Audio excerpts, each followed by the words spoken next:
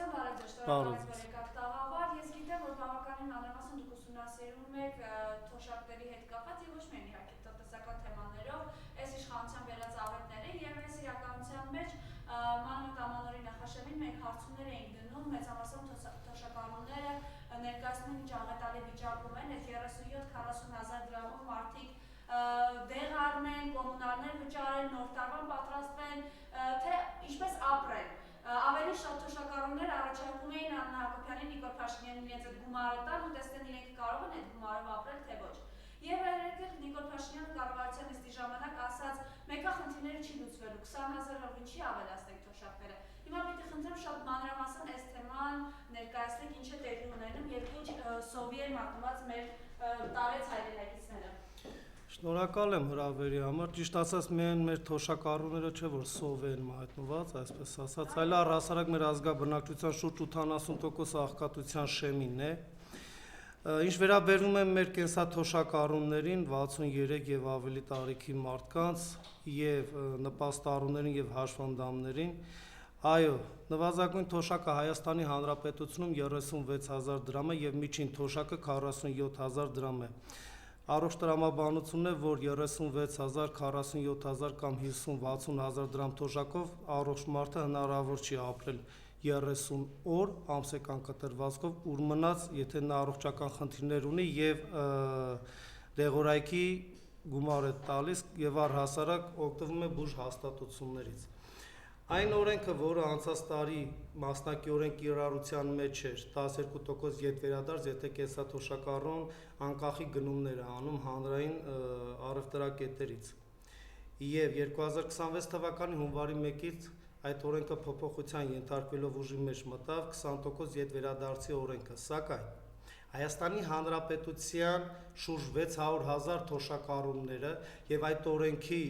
նպաստառուներն շուրջ 660,000-ը, ինչու որտեղ նպաստառուներն են այդ օրենքի շրջանակներում ընդգրկված, եթե անկանխի գնումներ անեն իրենց թոշակի վրա 20% ետվերադարձ տեղի կունենա կատարված գնումների, բայց ոչ ավելին, քան 10,000 դրամը։ Եթե 12%-ի դեպքում 6,000 դրամ էր, ապա 20%-ի դեպքում 10,000 դրամ։ Միայն այն, որ 20% օրենք հասկացությամբ ուժի մեջ է մտել հունվարի 1-ից, բայց իրականում 20% ետվերադարձ չէ, մարդին իսկ այդ օրենքը մանիպուլյացիա է ընտրությունների նախաշեմին եւ այդ օրենքը թերի է։ Բացատրեմ մի փոքր ավելի մանրամասն։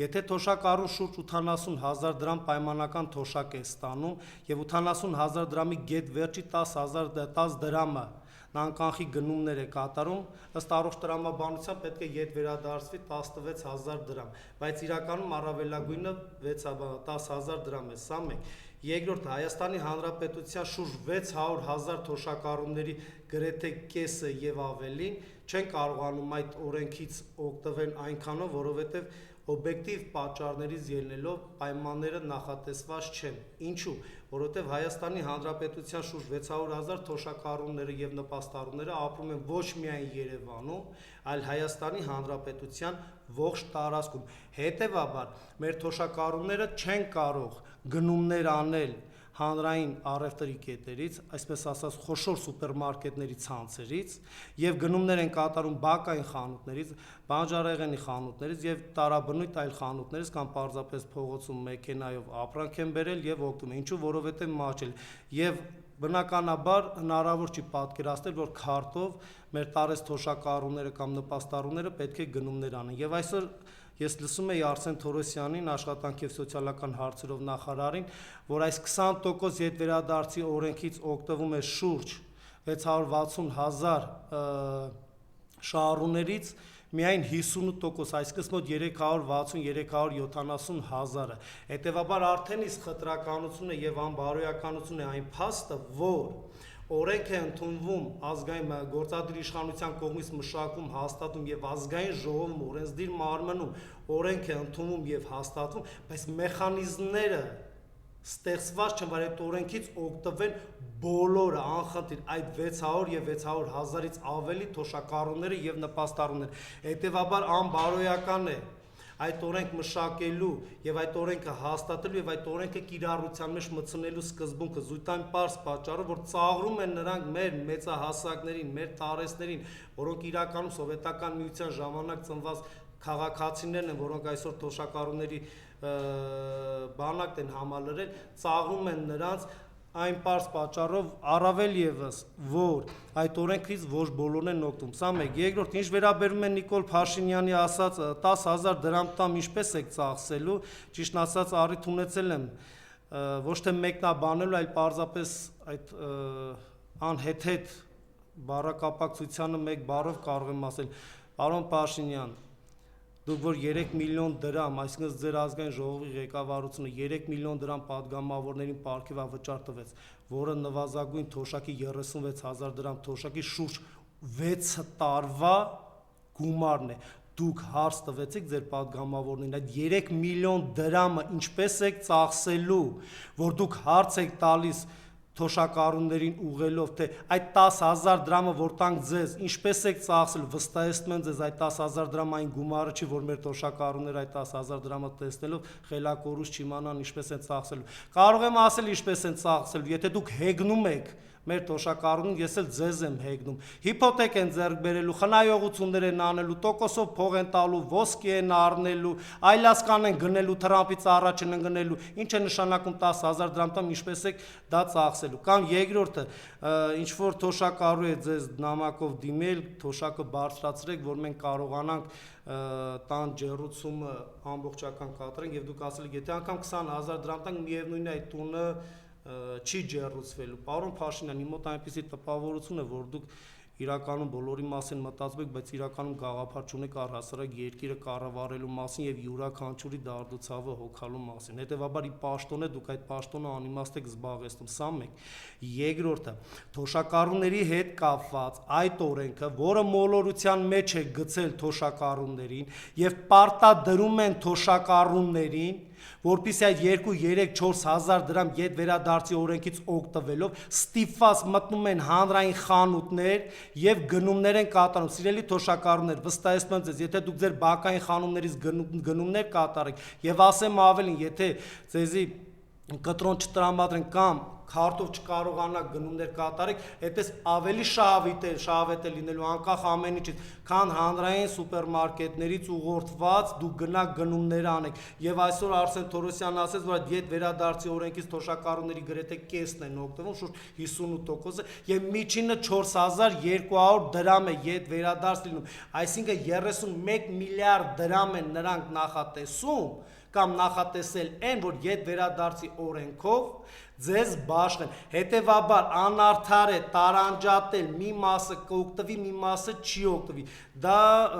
անկեղծ ասած չեմ կարող պատկերացնել, ինչպեսի մարդ պետք է բարոյական սկզբունքների տեր լինի, որ նման կերպ հեգնի մեր տարեց թոշակառուներին եւ ասում են, եթե թոշակը մենք բարձրացնենք, մենք չենք բարձրացնում, որտեղ գումար չկա, մենք կարող ենք ավելի արդյունավետ մի բան անենք, դա որն է, որ 65 եւ ավելի տարիքի թոշակառուներին պարտադիր համապարփակ օրենքը, որը հունվարի 1-ից ուժի մեջ է մտել բժշկական, մեր տարեց թոշակառուներին արդեն անվճար բուժօգնություն են ցուցաբերելու, վիրահատություն, դեղորայք, բայց հետաքրքիրն այն է, որ այդ օրենքն էլ է անգամ իսկ թերի։ Ինչու՞։ Որովհետև տեսեք, նույն թոշակառուներին էլ է անդրադառնում։ Այս օրենքը, որը առողջապահության նախարարությունը 2025, 23, 24, 25 թվականին մշակեց եւ ուժի մեջ մտավ հունվարի 1-ից, դա թերի է այնքանով առաջին։ Մեր բուժ հաստատությունները չունեն այդ հագեցվածությունը, սա մեկ։ Մեր բուժ հաստատությունները չունեն այն զինվածությունը եւ համատարած Հայաստանի Հանրապետության ողջ տարածքում։ Ինչու եմ այս օրենքը հենց այս պահին մեջ բերում անում, որովհետև 65 եւ ավելի տարիքի մարդկանց է վերաբերվում, միշտ 18 տարեկան անչափահասներին է վերաբերվում եւ 200,000 եւ ավելի դրամ աշխատավարձ ստացող մարդկանց է վերաբերվում։ Եվ տեսեք, խոսքը գնում է 660,000 թոշակառուներին եւ անկախ տարիքից ծերծ անչափահաշվանդամություն ունեցող մարդկանց, որոնք նույնպես խոցելի հասարակության շերտն են։ Հետևաբար, եթե Հայաստանի Հանրապետության առողջապահության նախարարությունը մի օրենք է մշակում, որ Հայաստանի Հանրապետությունում 26 թվականին պարտադիր համապարփակ առողջապահությունը դառնում է անվճար, իրականում մեծագույն խաբկանք է։ Առաջին, Նախարարության նախարարությունը Նիկոլ Փաշինյանի կառավարության օրոք 7 տարվա պետք է ձևավորեր այն ինստիտուտը, որ Հայաստանի Հանրապետության բոլոր բժիշկները, բուժ հաստատություններում աշխատողները պետք է պարտադիր ապահովագրվեն իրենց գործատուների կողմից։ Հայաստանի Հանրապետությունում ոչ ոք այդ հարցը չի բարձրացնում եւ խորապես չի ուսումնասիրում։ Զարգացած երկրներում այդ համակարգը վաղուց ներդրված է։ Ինչու՞։ Եթե պայմանական Նայիրի բժշկական կենտրոնի աշխատողը իր աշխատանքի արդյունքում անփտություն է ձեռք բերում եւ հիվանդը հետվիրահատական խնդիրներ է ունենում, որը հանգեցնում է նաեւ մահվան, Նայիրի բժշկական կենտրոնը պետք է այդ ծախսերը հոգալ։ Այդ ինստիտուտի իմաստը այն է, որ բժիշկները, բուժ հաստատություններում աշխատողները պետք է ապահովագրված լինեն տվյալ կազմակերպությունների կողմից եւ իրենց աշխատանքի արդյունքում այդ խնդիրները, որ առաջանում են հիվանդի հետ, ծախսերը հոգա բուժ հաստատությունը, այլ ոչ թե քաղաքացին։ Եվ որն ամենակարևորն է, պարտադիր առողջապահական համակարգի ներդրումը 2026 թվականի հունվարի 1-ից չի աշխատելու, որովհետև ցանքը հստակ չէ առողջապահության ոլորտում եւ թե դեղորայքի, թե վճարման եւ թե առհասարակ Հայաստանի Հանրապետության անչափահաս երեխաների, տարեստերի 200,000 դրամ եւ ավելի աշխատավարձ ստացողները, ինչպիսի բուժ ծառայություններ են հասանելի լինելու եւ որն է լինելու անվճար, որը մասնակի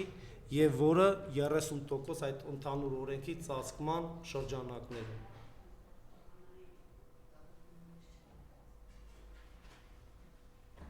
Եվ եթե նաեւ այս թեմաներից դուրս խոսենք հայ առաքելական եկեղեցու դեմ իրենց կողմից իրականացվող կեղտոտարշավին, ներողություն խնդրեց Հիսուսից, այս ինչի դրսևորում է, այս մարդը ինչ խնդիրներ ունի ձեզ եւ եկեղեցու դեմ այս արշավը ինքը դեռ որքան է շարունակել համեցել։ Ես ճիշտն ասած չեմ հասկանում ինչ է կատարվում Հայաստանի Հանրապետության, հատկապես ազգաբնակչության կողմից։ Հայ առաքելական Սուրբ եկեղեցին բոլոր ժամանակներում հայապահպանության գործով է լցված եղել եւ մինչ օրս այդ առաքելությունը իրականացնում է։ Այն, որ Նիկոլ Փաշինյանը եւ իր իշխանությունը ոտնձգում է հայ առաքելական Սուրբ եկեղեցուն եւ վարքաբեկում է ոչ միայն կաթողիկոսին, այլ նաեւ մյուս այլ սրբազաններին, ունենք անազատության մեջ սրբազաններ եւ առհասարակ մեր կրոնին։ Իմ կարծիքով Նիկոլ Փաշինյանը 18 թվականին իշխանության գալով նա ստացավ քաղաքական իշխանություն ըստ սահմանադրության եւ նա հասկացավ, որ ինչպես բոլոր երկրներում, այնպես էլ Հայաստանի Հանրապետությունում կա երկիշխանություն հասկացությունը, դա որն է քաղաքական իշխանություն եւ հոգեվոր իշխանություն։ Եվ Նիկոլ Փաշինյանը ցանկանում է նաեւ հոգեվոր իշխանությունը վերնախավը փոխել եւ կամակատարներով ենթարկեցնել հայ առաքելական Սուրբ եկեղեցին։ Թե որքանով կհաջողվի Նիկոլ Փաշինյանին այդ իր դավերի հետ կնքված այդ ինչ-որ համաձայնագրով, դժվարանում եմ այդ հարցին պատասխանել, բայց համենայն դեպս ես գտնում եմ, որ հայ առաքելական Սուրբ եկեղեցու դեմ այս մեծածավալ արշավը ոչ այնքան պայմանավորված է, որ Նիկոլ Փաշինյանը Հռոմի պապիստ կաթոլիկ է եւ հավատքի հանդեպ այդպիսի մեծ հակում ունի, իմ կարծիքով նա հավատք չունի, այլ պարզապես հայ առաքելական Սուրբ եկեղեցին տիրապետում է միլիարդավոր դոլարների անշարժ գույքի տեսքով, հանգանակությունների տեսքով եւ ոչ նյութական արժեքների տեսքով, որը ոչ միայն Հայաստանի Հանրապետությունում է, այլ նաեւ Հայաստանի Հանրապետության սահմաններից դուրս։ Նա ուզում է ունենալ կամակատար հոգեվոր իշխանություն, ամրապնդելով իր իշխանական դիրքերը քաղաքական դաշտում, եւ նա ուզում է հասանելիություն ունենալ այդ միլիարդավոր եւ 100 միլիարդավոր դոլարների նյութական եւ ոչ նյութական կարողություններին, ընդհանուր, ասենք, գաղափարը նրա դա է, թե եթե կհաջողվի Նիկոլ Փաշինյանին, Գարեգին II-ին քաղաքականությունից գցել եւ կամակատար դնել, վստահեցնում եմ ձեզ, որքանով որ ապականվել եւ բարոյազրկվել է Հայաստանի Հանրապետության իշխքաղաքական իշխանությունը, անհամեմատ ավելին բարոյազրկվելու է եւ այլասերվելու է, ցավով եմ նշում, հայ առաքելական Սուրբ եկեղեցին եւ մեր հոգեվոր կյանքը եւ մեր հոգեվոր աշխարհը։ Շնորհակալություն։ Ես եմ ձեզանից շնորհակալ։